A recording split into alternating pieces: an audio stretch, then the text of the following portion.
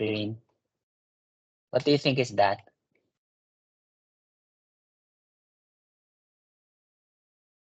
Any idea what that is?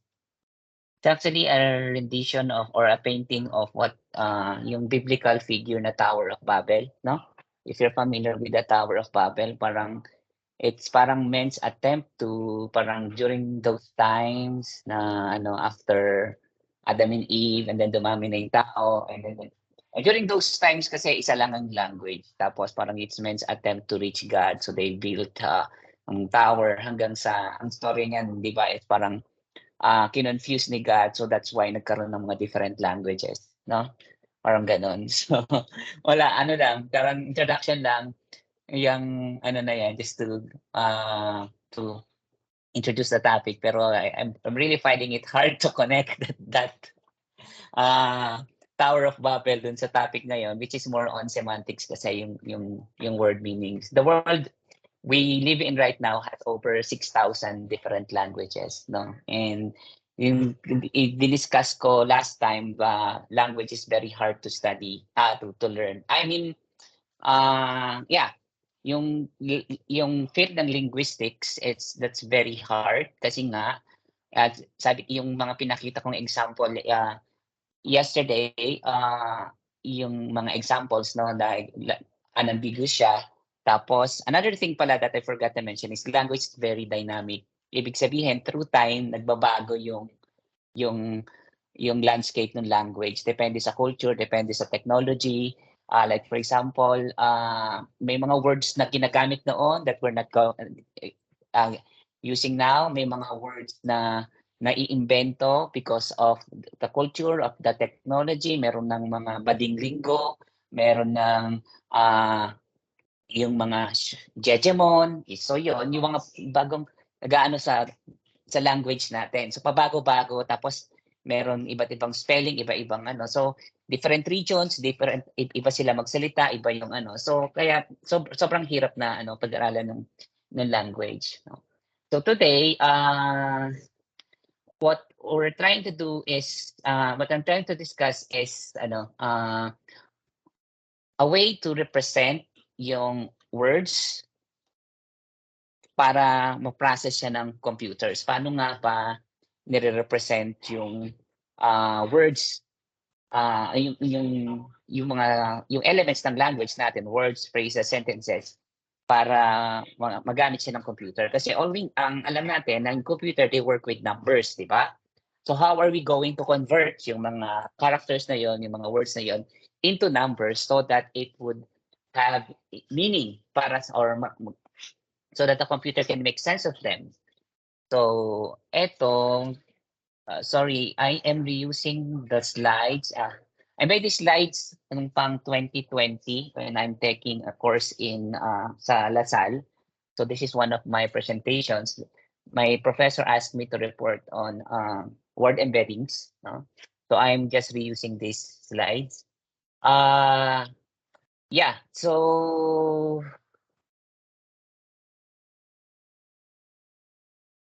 for the outline, I'll be discussing very important to itong concept na to yung concept ng vectors and vector space. This is a mathematical concept actually, but you'll see later kung paano siya gagamitin. And not only a mathematical concept, a computer science concept as well. Also a physical concept.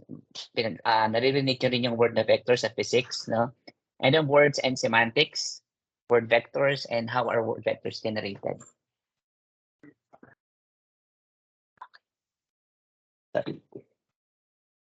Sarado ko ha. Sorry about that. Anyway, going back.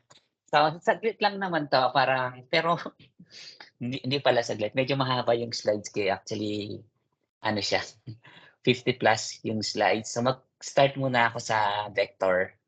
Kailangan kasi maintindihan natin tong vector and then mamaya i-relate ko tong concept ng vectors doon sa mga elements ng language like yung words, no? What are vectors? Sige, start muna ako dito. There are different definitions of vectors. So you have there the abstract mathematical perspective, physics perspective, and computer science perspective. In these three areas, pinag-aaralan yung vectors. All the while, I thought iba-iba sila. Pero iba-iba lang pala ng viewpoint, no? Pero they are one and the same.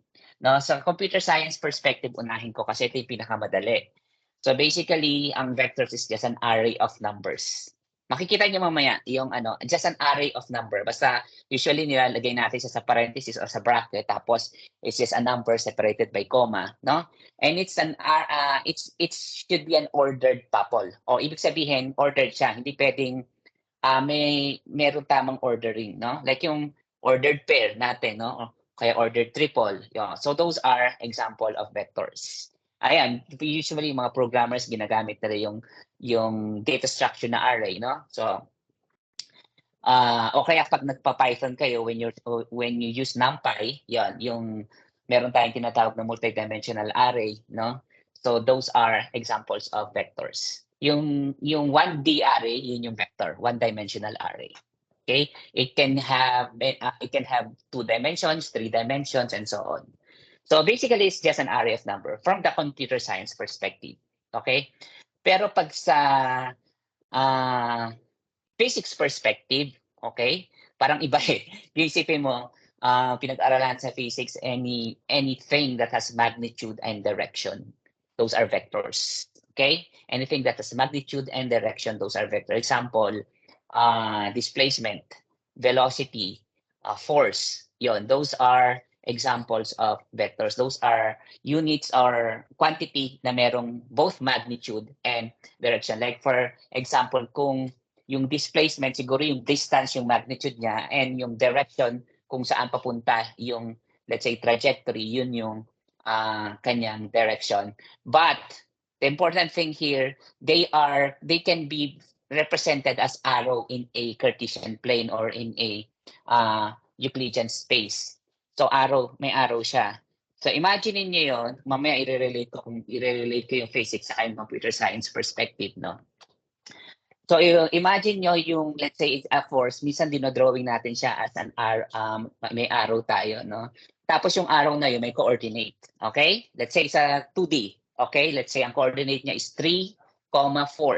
Oh, yun yung representation niya sa computer science perspective, an array of number. Now imagine, that's just 2 dimension. Imagine extending that to 3, 4, 5, 6, 7, and multiple dimensions. So you're going to have an array of numbers na maraming a sequence of numbers na kunyari n. So that's basically it, no? Basically, yung computer science perspective is just a representation of that vector dun sa physics perspective natin, no? So yung ito naman yung mas abstract na concept yung sa math. Sinasabi sa math naman, vectors are special objects that can be added together and multiplied by scalars. Yun yung dalawang properties ng vector. It can be added, anything can be added, and anything that can be multiplied by a scalar. O ibig sabihin, pwede mong doblehin, pwede mong kalahatiin, or you have to multiply a real number to it, and it will still be a vector. Example, halo-halo. Halo-halo is a vector. Kasi kung meron ka isang halo-halo, isa pang halo-halo, pag pinagsama mo sila, halo-halo pa rin yun, di ba? And halo-halo is a vector. Another example, polynomials. All polynomials are vectors. When you add two polynomials, the resulting part is a polynomial. When you multiply a polynomial by a scalar, by 3, the resulting part is also a polynomial. Another example, matrices na pare-pareho ang size. Let's say 3 by 3 matrices. When you add 2 3 by 3 matrices, real matrices, the answer is also a real 3 by 3 matrices. When you multiply it by a scalar, the resulting product of a scalar and a matrix is also a 3 by 3 matrix. So matrix, polynomial, halo-halo, whatever you can think of na pag pinag-add mo, ay yung pa rin yung resulta. I mean, yung pa rin yung uri ng resulta. Those are vectors. So dalawang bagay lang importante sa vectors. Scalar multiplication and addition. And by the way, you can actually, this scalar multiplication, you can work with negative numbers. Pwedeng -1, pwedeng -2. Okay? So, yeah, based on that, makakapag-define ka na ng mga different operations like, for example, subtraction, dahil basically, ang subtraction will just be an addition, and then, i-multiply mo lang ng negative on yung isa, effectively, magiging subtraction na siya. No? So, basically, yun yung definition ng ng vector. You can think of them as kanyari sa computer science perspective, meron kang array of number, may another array of number ka. Pag pinag-add mo sila, pwede mo silang pag-add and the resulting part will be another array of number. Ganon din sa physics perspective, no? When we add nga lang sa it's basically when we add physical quantities, it's just like yung arrow mo, tapos iduduktong mo yung isang kaduktong ng arrow, yung addition niya is yung length ng arrow na yon. Okay? So to give siguro to explain further, no? Ito yung definition ng ng vector space, no? Vectors have dimensionality, sinasabi ko nga. We can work with two-dimensional vectors, ito yung mga ordered pair natin. And by the way, sa Euclidean space, ang vectors are represented by an arrow from a fixed origin, no? And then ito yung example ng addition na sinasabi ko kanina, no? Kunyari meron kang force, let's say 800 pounds going east, tapos meron kang another force na ganitong direction, 60 degrees from the horizontal going northeast, no? Yung pag pinag-add mo sila, ito yung resulting sum, no? Resultant nito. Okay? So you can add vectors. Ito naman yung sa 3 dimensions. You can have 4 dimensions, 5 dimensions. And usually, ito yung representation niya ganito. Meron kang V1, V2, V3, mga numbers yung mga yan. And usually, ang vectors, kapag succinctly, we are representing it with a bold lowercase letter in math, no? Pero, ayan, makikita mo, makikita mo, they are just parang a point in space or in Euclidean space that can be that can be represented by 3, 4, or 5 numbers depende sa dami ng dimension. In this case, by 3 numbers. So itong ordered triple na to. Okay, so ito, pinaka-simple kasi ang na-visualize lang natin 2 and 3 dimension. But most real-world data sets that we work with are more than 3 dimensions. Mamaya later, we will be working with vectors with 100 dimensions. Yeah, ito yon. So 2-dimensional, ganito yung representation. By the way, ang tawag nga pala dito sa bawat it's their component. So for each number in an axis or in a dimension is called a component. So this is the first component, this is the second component. Ito naman for a 3-dimensional vector, this is the first, second, and third component. Okay, sabi sa physics definition, ang vectors have magnitude and direction. So how do we compute that? So given yung mga components ng vector, you can find the magnitude by just taking the square root of their squared sum. Okay? So ito yon. Ito yung Euclidean distance, no? Euclidean formula o yung distance formula kung 3 dimensions siya. How do you compute for the direction? So basically, ang direction is just i-divide mo lang etong vector niya doon sa kanyang magnitude. Yung vector mismo i-divide sa magnitude, and that's going to be another vector, or it is called a unit vector, and that will represent its direction. Vectors can be added, ayan. U, V, ito yung addition. Okay, ito yung U, V, ito yung sum niya. No? Pwede mong gagawin mo dito yung sinasabi ko kanina, iduduktong mo yung vectors na V dito sa dulo. Kasi ito siya no? Ito yung vectors na V, ito yung vectors na vector na U. Pag gusto mo kuha yung sum niyan, iduduktong mo lang dun sa head ng U, yung tail ng V, and then from the origin, yung pinaka-head ng V. So, ganun yung pag-add. And effectively, kung yung sa computer science perspective naman, kung sa number, component-wise mo lang i-add yung mga numbers, like what is being shown here. Yung first component sa first component, second component sa second component. So, ano lang, i-add mo lang siya ng gano'n. Vectors can be scaled. Yun nga, you can multiply it by a scalar. Pwede mo i-multiply ng 1.5. Effectively, hahaba yung length, no? Pwede mong i-double. And then you can also multiply a negative number. Effectively, pag nag-multiply ka ng negative number, ang nangyayari doon, nare-reverse yung direction. Parang dito, ganyan, ano? Pag nag-multiply ka ng negative number, papalik naman siya. Same sa, totally opposite yung direction niya. 180 degrees yung ano. Okay? So that's why we could, kung may negative, you can now define vector subtraction. Yeah, another important concept pala yung tinatawag na dot product. Okay? Sa dot product naman, ang gagawin mo is i-multiply mo yung, di ba, kung sa addition, parang pairwise, ina-add lang natin. Okay, so dot product naman, i-multiply natin yung pairwise na, ano, yung katapat niya. Kunyari, first component sa first component ng isang vector, second component, multiply ito sa second component ng isang vector, third component, multiply, tapos ito total mo siya. So it's just going to be just one number. Dito, ang example dito is a vector with 3 dimensions or with 3 components. Ida-dot product mo siya sa vector with 3 components. Ang lalabas na sagot is just one number, which is called a scalar. No? Yung dot product ng 2 vector is a scalar. Merong significance yung dot product na yon. Usually, ginagamit siya sa projection o kaya pag kung gusto mong makuha yung angle between the two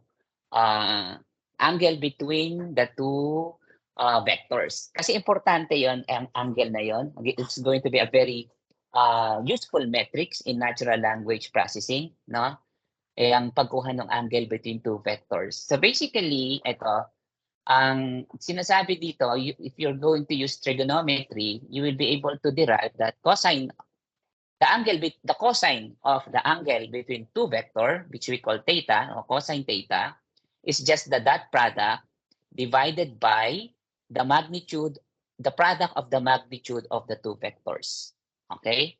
Ito may computation na tayo pagkuha ng magnitude, di ba? Kanina pinakita na bawat isa, yung square root tapos yung squared. Tapos ito naman yung formula sa dot product. So kung meron ka dalawang vector, you can compute for the angle between them. Okay, which is this.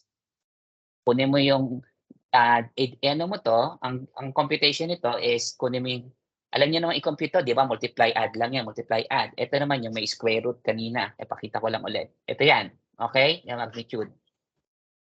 Tapos, pag i-multiply mo siya dun sa magnitude ng isang vector, compute for the dot product, divide. Okay, once you have that, na-divide mo na siya, sa calculator, shift cosine. Makukuha mo na yung angle, di ba? Alala niyo pa yung ginagawa natin ng high school kung paano mag-compute ng arc cosine o ng inverse cosine. I-shift cosine nyo yun. And then, yung resulting part, if your calculator is in degrees, that will be the angle between the two vector. Ito yun. Halimbawa, ito yung vectors nyo. Okay? Ano tong angle between na to? Kunyari, ito yung U, ito yung B. Makukompute nyo yung angle na yan using this formula. And that will play a very important part later on kasi we will be talking about similarity between words. No? And yun yung magiging metric niya to actually represent similarities between words. Kaya natin pinag-aaralan tong vector. Okay, ito. I just want to discuss this also. Magkaiba yung Euclidean distance sa cosine distance. No? Although both are distance metrics na ginagamit sa machine learning, yung cosine distance usually siya yung ginagamit sa natural language processing to measure the similarities between words. Later on, you will see that. Yung Euclidean distance naman, basically kapag ginagamit to sa mga k-means, sa linear regression, doon siya usually ginagamit yung Euclidean distance. Saka sa k-nearest neighbors, yan. Okay, in this case, kunyari meron kang vector A, vector B, at vector C. Okay? Vector A, ito.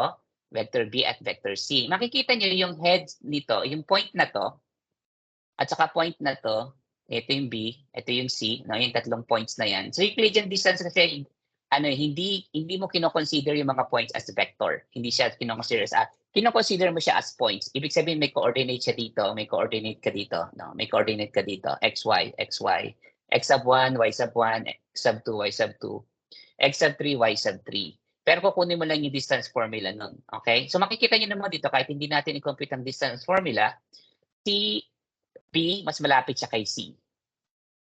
Kaysa si B, mas malapit kay A. Kasi itong distance na to, yung D2 is shorter than D1. That's the Euclidean distance. Okay? Pero, ang cosine distance, itong angle na to. Okay? Makikita nyo kung sino yung mas maliit na angle, siya yung mas malapit. Although A is farther from B, pero yung angle ng vector nila ay maliit lang. So, ang cosine similarity nila, they are very similar in terms of cosine similarity. Kasi very acute yung kanyang angle, no? As compared yung B at C, itong angle na to. Okay? So that's why it's important for us to compute for the cosine itong angle na to. Kasi yun yung magde-determine kung sino yung mas similar, not Euclidean distance. Pagdating natin sa word vectors mamaya, pag sa word to vec. Okay, now, with that out of the way, okay na yung, konti na lang math na to. Sorry for the mathematics na introduction. Pero I'm sure a lot of you have already taken this in your algebra or analytic geometry class, no? Yeah, word representations. So usually, bago na invento yung word to vec, no? Doon sa machine learning o sa NLP, ang ginagawa nila para ma-represent yung mga words is what we call one-hot vectors or one-hot encoding. So paano ba nag-work yung one-hot encoding? Kanina nag-demo si Talin, no? Yung kunyari meron ka nang na-compute na collect ka na natin lahat ng corpus. So you have to do a Python program wherein you can actually come up with a list of vocabulary. Yung vocabulary natin, yung list ng mga unique words, no? Bibilangin, tapos for each of that, bibilangin mo yung frequency noon, mga words na yon. Tapos minsan nirarank pa natin yan, no? But you can also represent, nyari pag nakolekta mo na yung vocabulary, lahat ng link na, and then yung vocabulary na yun, let's say, andun yung word na baby, tapos andun yung word na infant, no? Basically, i-organize mo pwedeng alphabetically. Tapos, kung let's say yung vocabulary mo, let's say 10,000 lahat yun. So, ang representation mo na isang word would be a vector which has 10,000 components. No? 10,000 components yung vector mo. Yung length ng vector mo, 10,000. Ganun kalaki. In this case kasi, parang sinimplify ko lang to. Ilan to? 1, 2, 3, 4, 5, 6, 7, 8, 9, 10, 11, 12, 13, 14, 15, 16 lang to. Pero kung ang vocabulary mo ay 10,000, 10,000 yung representation niya. Okay? Pagkatapos, parang ang mangyayari, kaya siya tinawag one-hot encoding, parang yung positioning lang ang magbabago. Kunyari, in-arrange mo siya alphabetically, una yung word na baby, may 1 ka dito, tapos the rest 0. Yung susunod na word, 0 to, yung pangalawa mo 1, tapos the rest 0. Yung susunod na word mo, 0, 0, 1, tapos the rest 0. So, ganun yung representation. So, imagine mo lahat yun.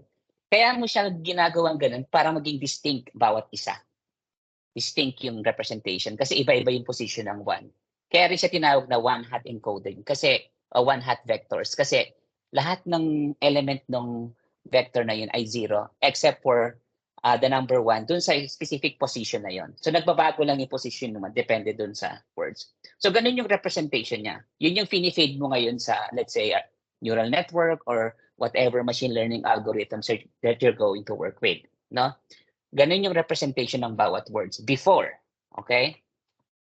Pero na-imagine nyo, parang ang hirap yata, parang marami siyang disadvantages. Unang-una, sparse siya.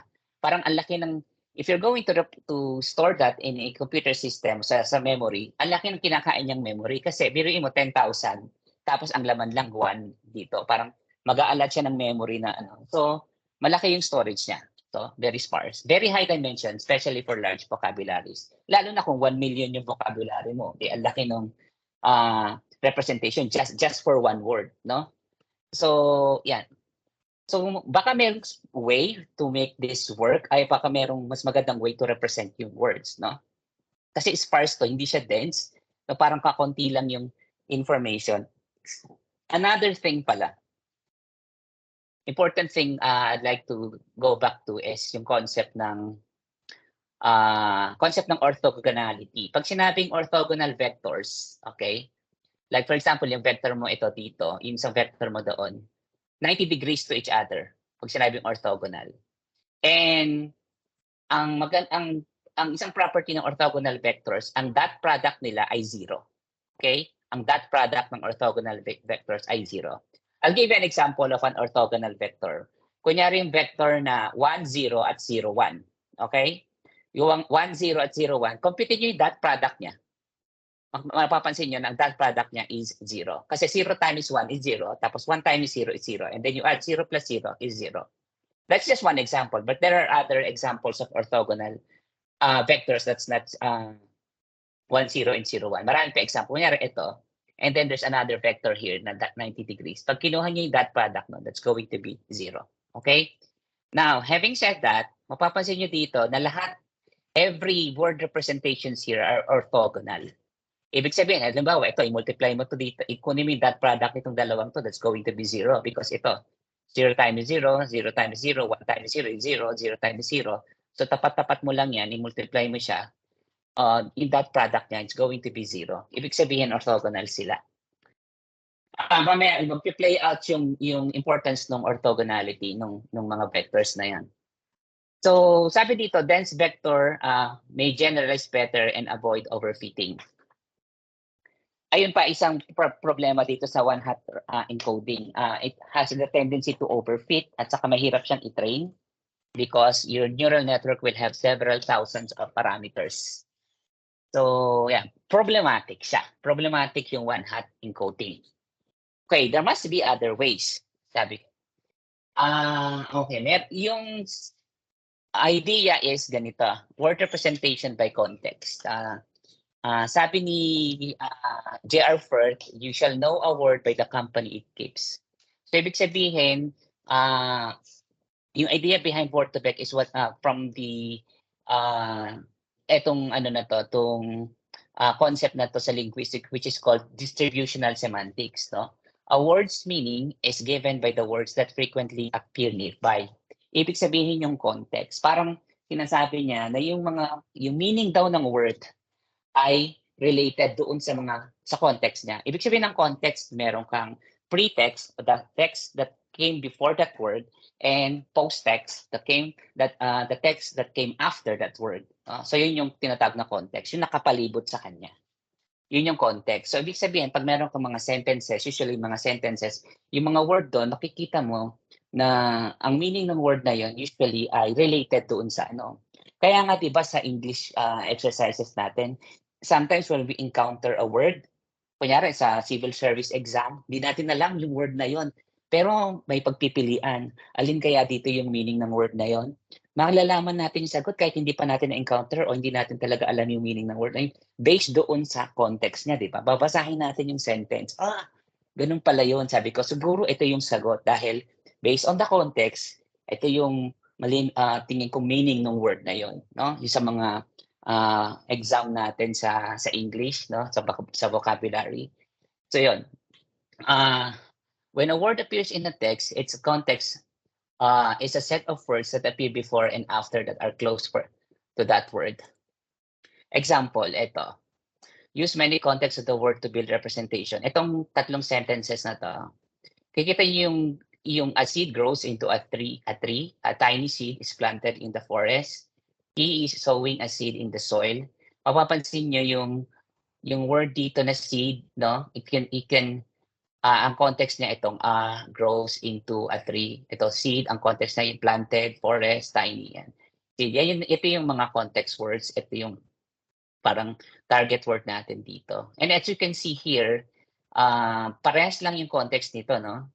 Ibig sabihin lang nito na yung word na child, you can replace that with the word kid. And based on this, since pareho ang context nila, you can assume or you can deduce na yung child at saka yung kid ay very similar, no? Kahit na halimbawa, hindi mo alam yung word na child and kid, pero nakita mo na parehas yung, pwede siyang i-replace doon sa ano na yon.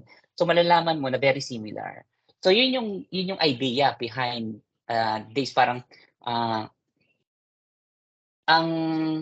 problem kasi dito sa one-hot encoding, no, balikan ko lang, is parang ano independent yung representations ng mga words, no. Wala ang pakialam. Parang orthogonal nga di ba? Wala silang pakialam. Very unrelated.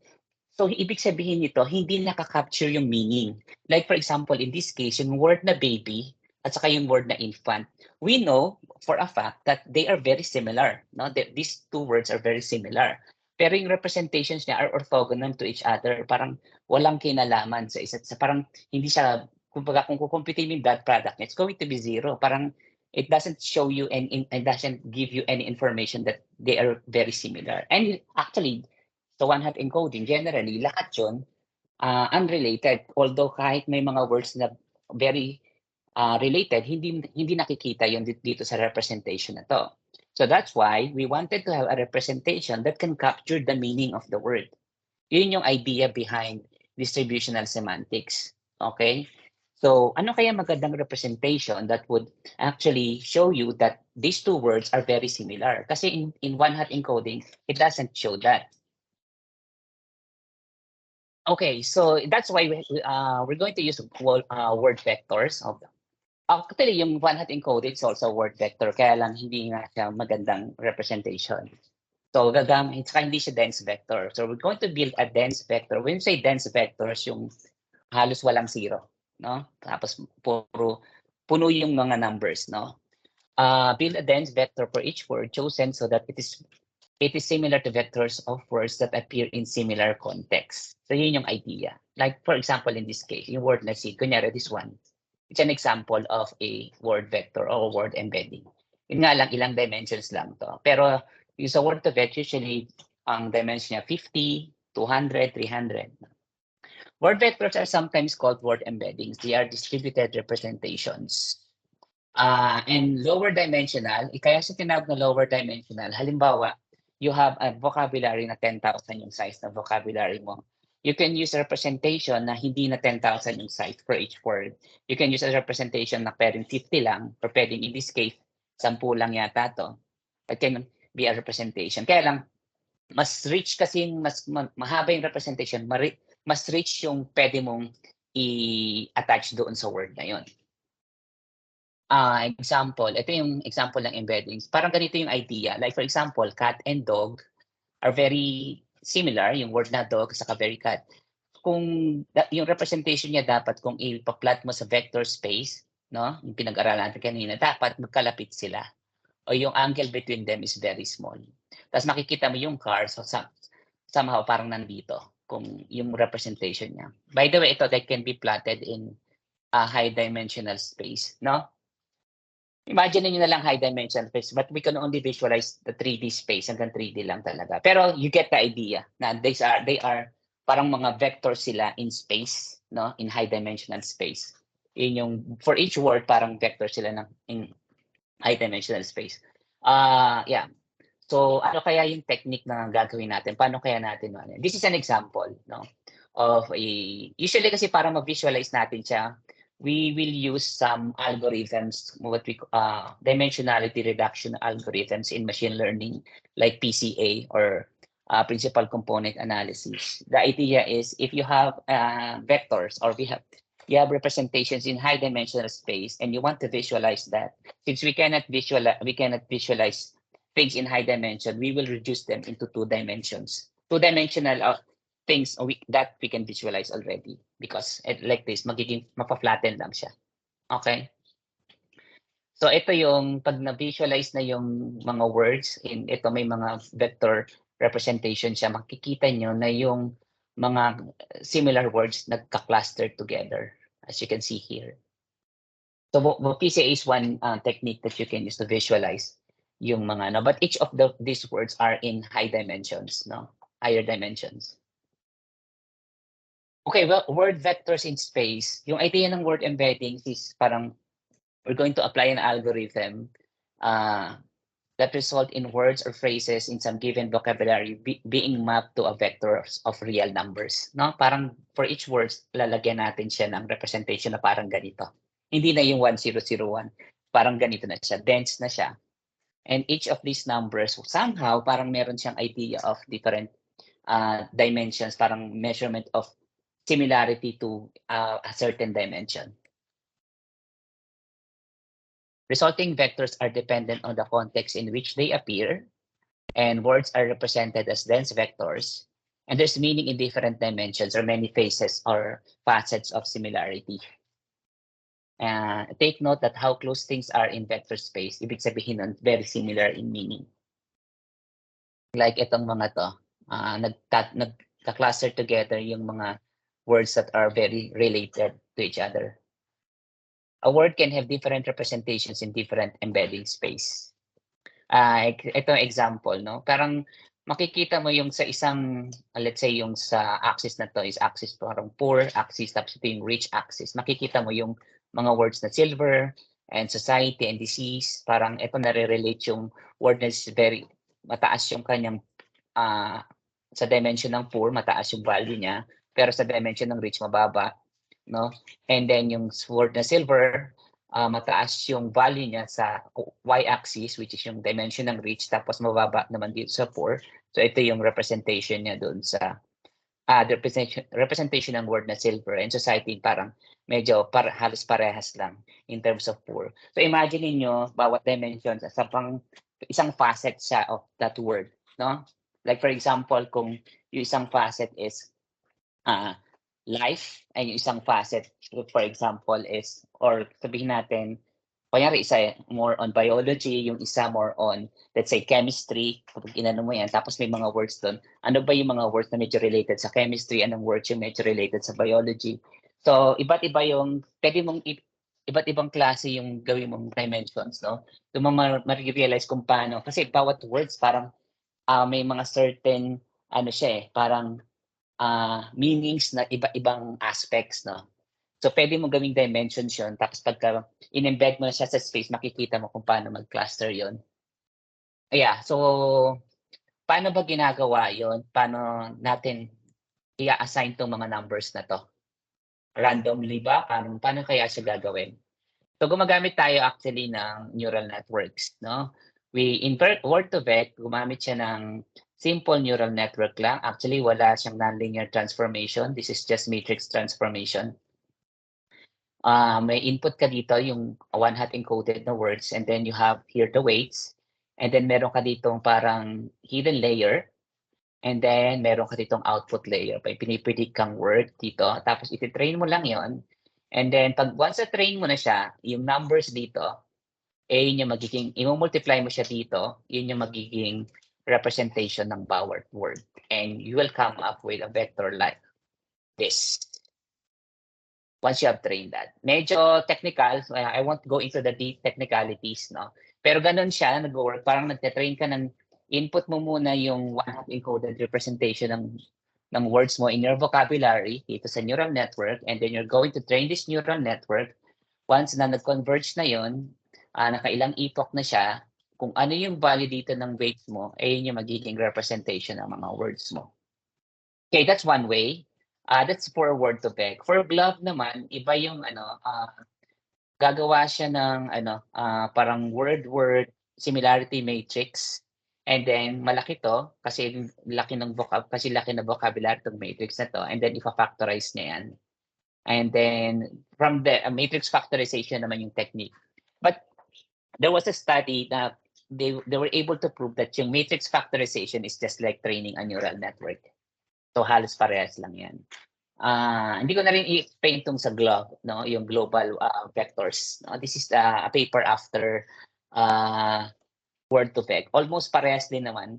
I'm just, meron akong ginawang Jupyter notebook that I showed the performance of GLOB and word2vec. Makikita niyo later. Yeah, word2vec is a paper by Mikolov in 2013. Kasama dyan sila Benjo, Colober, and Weston. Hindi, these are previous paper pala. Sorry. Ito yung nag-umpisa kay Joshua Benjo, yung gumamit siya ng neural network sa language, natural language processing. And then ito, parang mga predecessors ito. Pero ito yung pinaka naging significant na result, yung kay Mikolov. Framework of learn. What they presented in the paper is a framework for learning word vectors. So yung idea is meron kang kokolekta ka ng large body of text, no? Kunyari, i-scrape mo lahat ng article sa Wikipedia, okay? What I did, ito, i-share ko rin mamaya, what I did is, I used yung corpus nung sa Supreme Court, yung sinare ko last time, yesterday. So I trained a Word2Vec at saka Glove doon sa corpus na yon, and I was able to create na representations ng mga words doon, no, mga vocabulary doon. Yun. So meron kang large corpus, and then every word in a fixed vocabulary is represented by a vector, initially at random. And then go through each position. So parang ganito siya. Parang may sliding window ka. Ganun yung training niya. May sliding window. Remember, parang kung familiar kayo sa CNN, meron pang filter na nag-slide sa image. Ito naman, kung meron kang body of text, meron kang window na nag-slide word per word. Okay, ganun yung training niya. Ito, and then mag-slide siya. Ano niya sa neural network, i-predict niya yung time. May pinipredict siya. Then ito, parang magde-define ka ng size ng window. Let's say, ang size ng window mo is 10. So every 10 words, mag-move siya every words. Ganun yun, i-slide niya para ma-train siya doon sa buong body of text. No? Go through each position T in the text, which is a center, o yung tinatawag natin target words, and context, o yung outside word. No? Use the similarity of vectors per C and O to calculate the probability of O given C. So parang computation lang ng probability. Conditional probability, keep adjusting the word vectors to maximize this probability. So ganun mo siya iti-train yung neural network mo para magde-define ka ng objective function to maximize this probability using a neural network. So ito yung two papers ni Mikolov, yung efficient estimation of word representations in vector space at saka distributed representation of words and phrases and their compositionality. Magkasunod lang in 2013, pero na-publish to in 2013. And they are also from Google. No? And mind you, ang laki ng contribution ng research ng Google sa natural language processing. Yung paper na attention sa Google din yun. This one is also from Google. And yung globe is from Stanford. So ito yung idea, no? Kunyari, meron kang scrape mo yung Wikipedia, yung mga text sa Wikipedia. Okay? Feed the text in a neural network, wait for a few hours, voila, you're going to have, for each of the vocabulary, you're going to have a vector representations of each word. Yan. Itong vector representations, ito, you can do a lot of fun. You can use that as input to a neural network if you're going to do classification. You can visualize them and see that a lot of things, makikita nyo yung similarity niya. You can do parang algebra with them. I'm going to show you later. Kasi yun yung magandang idea dito sa sa Word2Vec, yung makikita niyo classic na king is to queen and man is to woman, parang gano'n. So yung mangyayari dito is yung makukuha mong matrix doon, i-multiply mo doon sa input mo, which is one hot encoded, and the resulting vectors, it will be the representation of each word. Ito yung architecture ng Word2Vec. Simple lang talaga siya. Meron ka lang isang hidden layer lang. Okay? You have your input, no? Ito yung length, kasi laki ng length ng vocabulary mo.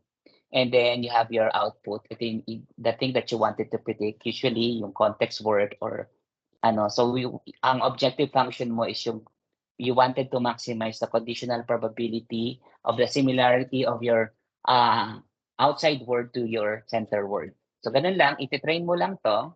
And ito, it's really up to you kung gaano kalaki yung dimensions nito. But this is usually lower than this. No? If this is, let's say, 10,000, ito, 10,000, this is usually mga 50 or 300. Maximum na nga yung 300. No?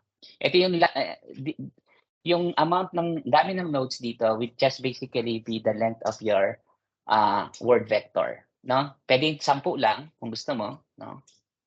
So, meron ka ditong parang nangyayari, parang compression na nangyayari. Parang auto-encoder kung titingnan nyo. No? But pag na-train nyo na to, ang neural network nyo, yung matrix dito, this is very important. Ito yung magiging, i-multiply mo siya dito. okay, the input mo, which is just one hot encoded representation of your each word, and then you're going to have this one for each word. Pag na-multiply mo na. Pag na-train mo na. Okay? So there's going to be a lot of training dito. Ayan, ito yung, there are two famous architectures of Word2Vec, yung CBOW at saka Skipgram. Yung CBOW o yung continuous bag of words, ang idea dito is given the uh,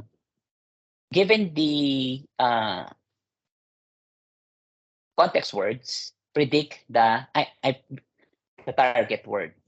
Ano, given the context word, predict the target word. Sa Skipgram naman is given the target word, you would predict each context word. So pero ang malimit na ginagamit is Skipgram kapag ka nagte-train ng Word2Vec. Ayan, example, ito yung sa SIBA. Given this, you have to predict this jump, itong word na to. Sa Skipgram naman, baliktad. Given jumps, you have to predict you have to predict quick, brown, fast, and so on. So, ito yung neural network. Like, for example, ito yung hope can set. No? Given yung hope and set, ay, ito yung target mo is actually itong word na can. No? So, you have to train that. You have to train this neural network using conditional probability as your objective function. You have to maximize that probability. And then, pag na-train ka na, yung magiging weights dito, that's going to be used as your word vector. Ito yun. I will not go into the details, kulang na rin sa time. But what I'm just trying to say here is ang Word2Vec, tinitrain siya using simple neural network. Na walang non-linearity, hindi gumagamit ng non-linearity dito. The only non-linearity that you're going to use is the softmax at the output layer. And medyo computationally complex to, since especially if you're going to use, if you're going to work with a large vocabulary, it's going to be computationally complex. Meron silang mga workaround na ginawa. They use hierarchical softmax and negative sampling, which I'm not going to explain. Pero pinasimple lang nila computational complexity ng algorithm. Kasi kung iaano mo talaga yung training ng neural network, hindi ka gagawa nung sobrang tagal, no? Baka maging intractable siya, especially if you're working with a large vocabulary. So meron sila mga workarounds na ina-approximate din naman yung result. Like yung tinatawag na hierarchical softmax at saka yung negative sampling. Yun naman, pag tinrain nyo na, even if pwede nyo i-specify naman yun, meron tong parang when you train that, kunyari pagka in-implement yung Word2Vec, pwede nyo palitan kung anong gagamitin nyo, kung HS, which is hierarchical softmax, or NS, which is negative sampling. Sa negative sampling kasi parang nagsasample lang siya ng mga words from the vocabulary na that is not part of the context word, no? Parang ang nangyayari lang is nire-reduce sa binary classification lang para yung training mo, instead of parang you have to try to predict talaga yung for each of the, kanya sa Skipgram, given a target word, you're trying to predict the context word, and you want to maximize that similarity using artificial neural network. That's going to be intractable kasi sobrang lalo na pag malaki yung vocabulary mo, sobrang tagal i-train nun. So that's why they're using workarounds like negative sampling. So ito yung formula ng softmax. Ito, pinapakita lang dito na yung training ng neural network, no? Yung SGD and backpropagation. Backpropagation, and then you have your chain rule here. This is actually a topic sa artificial neural network. I'll not spend a lot of time here. This is too technical. And this is another topic then, which I think I have given last time. Sa mga USJR students pala. Yung training of neural network. But basically, when you do Word2Vec, you're going to train a neural network to come up with a vector representation for each of the word. Ayan. Ito yung negative sampling. Papakita ko lang yung training. I made it parang animation lang. So ganito yung nangyayari. Initially parang meron kang representation, let's say, ng car, ng word na series, ng truck. Gumawa lang tatlo para makita nyo lang habang dumadaan yung sliding window kung anong nangyayari doon sa ano. Habang nagmo-move yung sliding window, parang nagte-train ng neural network, nagkakaroon ng pabago-bago yung representations ng bawat word hanggang sa makikita nyo na kunyari yung word representation ng car ito initially, and then nag-move yung ano, may bagong representation naman. As you train the neural network, makikita nyo na yung mga related words ay magtatabi-tabi. Parang imagine niyo maraming words dyan, tapos in vector space. As you train the neural network, ang mangyayari parang ganito. Okay, yon. So nakita nyo parang dati magkalayo yung car sa truck, makikita nyo na as you train the neural network, magiging magkatabi na sila. Tapos yung word na Ceres, which is actually a name of an asteroid or a minor planet in the solar system, which is totally unrelated to cars and trucks. So parang gano'n, nalalayo siya gano'n. Tapos yung car and truck, yung words that are very similar to each other, based on the context, no, based dun sa training corpus nyo, kasi makikita nyo na laging they would be in the same sentence almost at the same almost always, di ba? Parang ganun yung mangyayari, lagi silang magiging magkasama, no? So ang nangyayari, pag tinitrain mo yung neural network, balikan ko lang yan. Kikita mo, as you train the neural network, yung car sa truck magiging magkatabi na. So gumawa lang ako ng animation. Anyway, I hope you got the idea kung paano tinitrain yung neural network tapos kung paano nire-represent. They are just vectors, and each of these vectors, syempre, meron siyang corresponding na array of numbers, no? Applications. Okay. Ay, makikita nyo, once you have already trained the, magugulat kayo sa result. Mamaya ipapakita ko sa inyo. Like, for example, yung mga word pair, nasasagot niya yan. Depende sa training, kunyari, kunyari, Athens is to Greece, nare-relate niya yan. Oslo is to Norway, these are capital city. Astana is to Kazakhstan. Harare is to Zimbabwe. Angola, ano yung currency, Kwanza, Iran, Rial. Ganun, parang natuturuan mo siya. Yung nare-relate niya yung mga yan. Like this adjective, apparent, apparently, close to each other, rapid, rapidly. Nakakaintindi din siya ng opposite, possibly, impossibly, ethical, unethical, comparative, great, greater, tough, yan. Gumawa ako actually ng mga ganyan. Kinuha ko nandun sa nai-ready kong code. Ayan, pwede kang gumawa, nag-perform siya ng linguistic o linear regularity, parang algebra. Since mga numbers na siya, di ba? Mga numbers na, yung bawat word. So, ibig sabihin, yung vector representation ni smallest is equals to the vector representation of biggest minus yung vector representation of big plus small. Kasi, ang mangyayari dito, teka, algebra natin to. Ilipat ko sa kabila yung smallest, okay?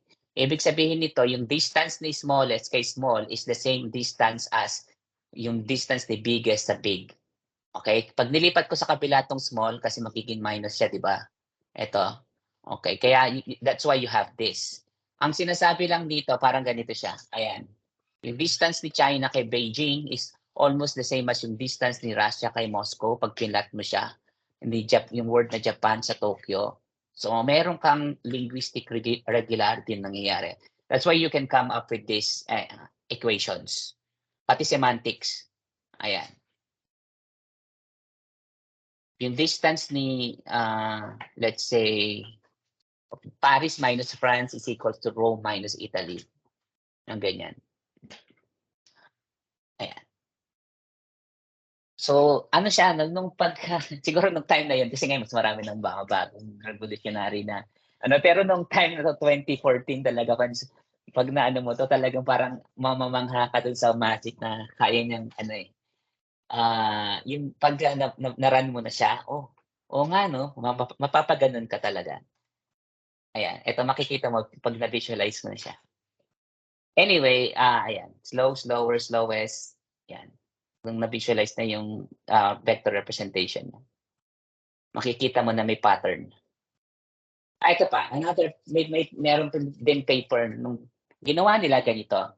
Kwento ko lang yung paper na yan para malaman niyo na merong temporal evolution ng word. Parang diachronic comparative study yung ginawa nila. Ibig sabihin yung through time, halimbawa, nangolekta sila ng corpus during the 1900s. Tapos nangolekta sila ng corpus in the 21st century. Okay? Tapos nag-run sila ng word to vec. Tapos pinlat nila ngayon. Papapansin niyo na during the 1990s, yung word na gay, 1900s, ay ang mga katabi niyang words ay daft, flaunting, tasteful, sweet, cheerful, yung word na gay. In the 1950s, ito, frolicsome, witty, pleasant. Pero noong 1990s, yung word na gay, ang na-associate niya sa lesbian, bisexual, homosexual. Yung word na broadcast, ganun din. Kumbaga, yung words, merong siyang evolution, nag-iiba-iba, nagbabago yung meaning, no? Parang gano'n, na-prove nila yan kasi during kumuha sila ng corpus na very relevant nung unang panahon, tapos yung corpus na yon, tapos tinry nila, makikita nila talaga, iba na yung landscape ng language. Ayun, application ng word2vec or ng word vectors. Can use it for analogical reasoning, compute similarity between words. You can cluster or create clusters of related words. Use as features in text classification. Pwede yung word vectors. Ito yung common na And then use for query expansion. Mas madali ring mag-information retrieval kasi titingnan mo na lang yung similarity between vectors. Hindi na mismo yung word. Kasi halimbawa, pagka nag-search ka, let's say, ang hinahanap mo is, kunyari yung word na cooking, no? Cooking, tapos, tinype mo, tapos ang maglalabas lang doon, pwede siguro yung word na cook o yung pero hindi lalabas doon yung mga related sa chef. Kasi kumbaga, parang by spelling o by syntax siya tumitingin, yung mga search algorithms. Unlike kapag ang ginamit mo ay embeddings nung na yon, lalabas pati yung mga synonyms niya. Anything na related doon, lalabas kapag ginamit mo sa search. No? So that's why this is very powerful. Ginagamit din siya sa neural machine translation, information retrieval, question answering applications, POS tagging, ito sa mga tasks na binigay ko. Now, let me just show you yung Jupyter Colab pala na ginawa ko. Sorry. Nakikita niyo ba yung Colab? Yes po, Nandiyan sir. pa ba kayo? Okay, sorry. Okay, eto, ano ba to? Comparing word2vec, glove, and fasttext on GigaWord.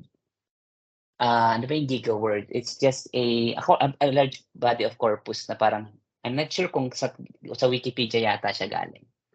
So I have here three models na kinompare ko, word2vec, glove, at saka fasttext. And then, eto, halimbawa, tinanong ko, eto yung word2vec model 1 is 1. Tinanong ko siya, ano yung words na similar sa money? Tapos, eto lalabas siya. Yung numbers dito, makikita nyo, these are yung cosine similarity. No? These are cosine values na. Okay, mas mataas. Pag ang cosine similarity niya ay 1, ibig sabihin nag-overlap siya. Ibig sabihin 1 and the same yon. Okay? Pag 1 ang cosine niya. Ang pinakamababa na value ng cosine similarity is 0. Actually, it's not 0, it's -1 pala. Kasi ang value ng cosine natin ranges from -1 to +1. Pagka 0 ang cosine mo, that's going to be orthogonal. No? Orthogonal siya pag 0 ang cosine. Pag -1, that's totally opposite. So kaya naisip ko, pwede rin siguro na gamitin mo pag negative yung that's totally opposite of that word. These are the top 10 most similar words ng words sa money. Kita nyo, very eto nung na-train na yung sa word2vec, kumbaga may representation na to. Yung mga makikita nyo, depende sa it's just a series of numbers. Tapos, kunyari yung word na money, yung font, meron din siyang number. And then you can compute their cosine. Nakita nyo na yung formula, di ba? Yung dot product nila, makikita nyo na ito, yung cosine similarity ng money sa fund is 0.7 sa cash, yan. And so on and so forth. So makikita nyo na halos pare-pareha. So nakakaintindi siya somehow ng meaning, no? Based lang sa pag-train natin siya kung saan siya tinrain. Ito yung analogy. No? Pwede mo siyang gamitin sa analogy. So gumawa lang ako ng simple program to actually compute for analogy. Halimbawa, Japan is to Japanese, Australia is to Australian. O, di ba? Tama naman siya. This is Word2Vec. Model 2 is GloB. Model 3 is FastText. Australia is to beer. France is to... Iba-iba sila ng sagot. I think the correct answer should be wine. France is to tennis. India is to cricket. And this one is the name of a famous tennis player, an Indian tennis player. Tall, tallest, long. Oh, nakuha niya, longest. Good, fantastic, bad, unbelievable, or incredible. So, scientist is to Einstein, composer, o ano niya, Mozart. Greek, Zeus, Roman, deity, o iba-iba sila ng sagot, yung dalawang model. Man is to uncle, woman is to aunt. Okay? Ito rin, tinry ko naman to. Naglista ako ng list, tapos detect niya kung sino yung pinaka, hindi, it doesn't belong to the list. O ibig sabihin, pinaka dissimilar dito. So titingnan niya lang kung sino yung pinakamalayo. Ito, breakfast, cereal, lunch, superfood. Super, kasi alam niyo naman, di ba, ito all relates to meals. Ito, tapos isa super. Baby acid, infant cradle, sleep acid. Pero yung isa nagkamali, sagot cradle. Dragon, dog, cat, donkey, goat, dragon. Kasi these are ito ang mga farm animals or pets. Ito mythical creature. Ito banana. Hindi ko alam bakit ito yung sagot nila. Yan. So you can use those things. Ito. Visualize ko rin. Makikita niyo ito yung visualization using PCA. Mapapansin niyo diyan yung mga kung sino yung mga nagka-clusters na na words. Yan. I think yung sa ko naman yung sa Juris-Tobek, ito naman yung sa tungkol naman to sa sa mga siniscrape namin mga Supreme Court decisions. Ayan. Motion, most similar, ayan.